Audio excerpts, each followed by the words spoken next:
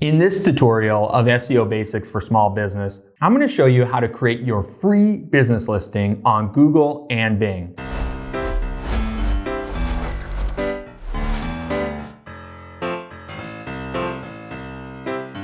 This allows your business to show up in each platform's maps and what's known as the knowledge panel.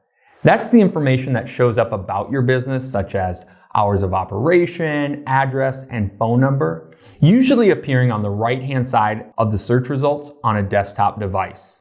Now, I know I said we're going to focus primarily on Google, but in this case, it makes sense for you to at least be listed on both platforms. It's easy and free for both. I'll begin with Google. To get started, you'll need to create a Google My Business account. Go to google.com/business and sign up. I recommend using your primary business email or having a dedicated Gmail account just for your business rather than using your personal email address. This way, you can manage all of your Google, Bing, and other website assets under one email. Trust me, you're going to thank me down the road. Next, Google will walk you through the setup step by step.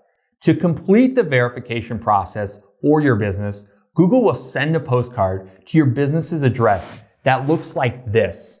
There will be a PIN number on that postcard that you'll need to enter on your newly created Google My Business profile. If you prefer not to showcase your physical address, you'll still need to go through this postcard verification process. But don't worry, Google gives you the option to hide your address and instead only show a service area.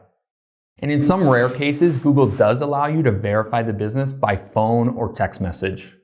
For Bing, the process is almost identical. Bing's version is called Bing Places for Business, and you can sign up at bingplaces.com. Bing will walk you through the setup process step by step, and yes, there's a postcard verification as well. For both these listings, simply try to be as thorough as possible when entering all the information about your business. Add a unique description. Try not to simply copy text from your website. Write something original for each. Add real photos, and you can even add details about your services or products. Keep in mind, these business listings are going to be your primary place to inform customers about your business. Don't forget to come in here and update your hours if they change, and especially if you're closed on holidays or for other reasons. Finally, there's one other place that most business owners forget to get their business listed, and that's Apple Maps. This can be done through Apple Maps Connect. Again, this process is very similar. The only difference is that Apple will call the number you supply rather than mailing a postcard.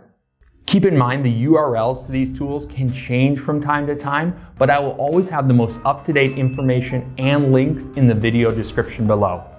And for my DIY templates, checklists, and resources related to this video series, go to mysiterank.com/basics.